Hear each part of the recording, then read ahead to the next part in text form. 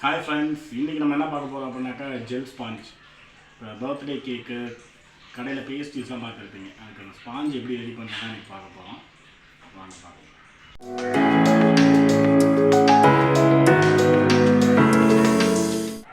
First எடுத்தோன்னே ஒரு பேசினில் ஒரு முட்டை ஆட் பண்ணிக்கணும். 200 grams ஆஃப் சுகர் ஆட் பண்ணிக்கோங்க. அப்புறம் ஒரு ஏபி ஸ்பூனில் வந்து கேக் ஜெல் ஆட் பண்ணிக்கலாம். நல்லா பீட் பண்ணுவோம். கொஞ்சம் நல்லா பீட் ஆனதுக்கப்புறமா அடுத்த முட்டையை ஆட் பண்ணுங்கள். ஸ்பீடு 1 தான் யூஸ் பண்ணிகிட்ருக்கேன்.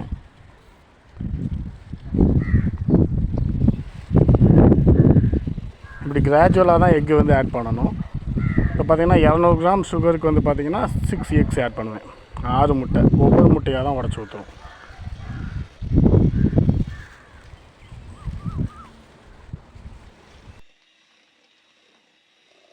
இப்போ நம்ம கேக் ஜெல்லு, எக்கு, சுகரு 3 சேர்த்து பீட் பண்ணும்போது பார்த்திங்கன்னா அப்படி லைட் ஒயிட்டிஷ் கலரில் வரும். அப்படி ஒரு திக்கான கன்சிஸ்டன்சியில் வரும். அந்தளவுக்கு என்ன பண்ணால் நல்லா பீட் பண்ணணும்.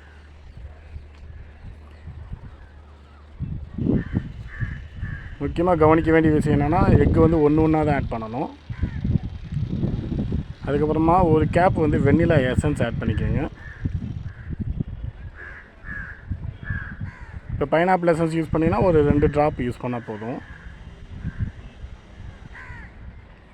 அதுக்கப்புறமா பேக்கிங் பவுடர் ஒரு 2 கிராம் ஆட் பண்ணுவோம். மைதா, நாகா மைதா தான் யூஸ் பண்ணுறேன் நான். 200 grams ஆஃப் மைதா. நிறைய பேருக்கு டவுட் வரும், மைதாவில் வந்து க்ளூட்டன் இருக்கனால கேக் ரஃப் ஆயிருமா அப்படின்னு. இந்த மெத்தடில் வந்து கேக் வந்து ஸ்பாஞ்சியாக தான் இருக்கும். பயப்படாமல் யூஸ் பண்ணுங்கள்.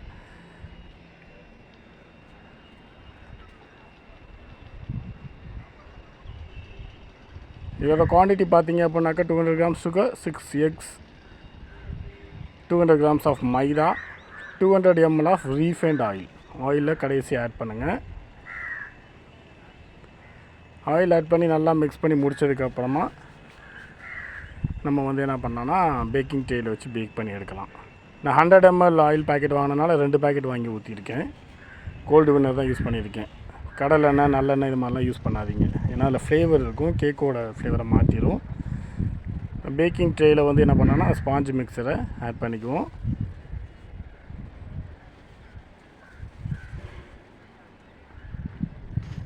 அதை டேப் பண்ணிவிட்டு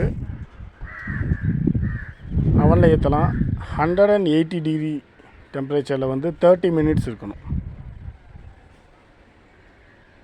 30 நிமிஷம் கழித்து பேக் ஆகிருக்கும். அதை எடுத்து சைடு எட்ஜஸ் எல்லாம் நைஃப்பில் எடுத்து விட்டுட்டு அதுக்கப்புறமா நம்ம டீமோல்டு பண்ணிக்கலாம். இதை தான் கட் பண்ணி டீ கடையிலலாம் டீ கேக் அப்படி விற்றுட்ருக்காங்க. இதை வச்சு தான் நம்ம பர்த்டே கேக்கு எல்லாமே செய்யலாம். இந்த வீடியோ உங்களுக்கு பிடிச்சிருக்குன்னு நினைக்கிறேன். ரொம்ப சாஃப்டான ஜெல் ஸ்பாஞ்ச் ரெடி. இந்த வீடியோ உங்களுக்கு பிடிச்சிருந்துச்சுன்னா லைக் பண்ணுங்கள், ஷேர் பண்ணுங்கள், மறக்காமல் கமெண்ட் பண்ணுங்கள். அதோட ரொம்ப மறக்காமல் சப்ஸ்கிரைப் பண்ணுங்கள்.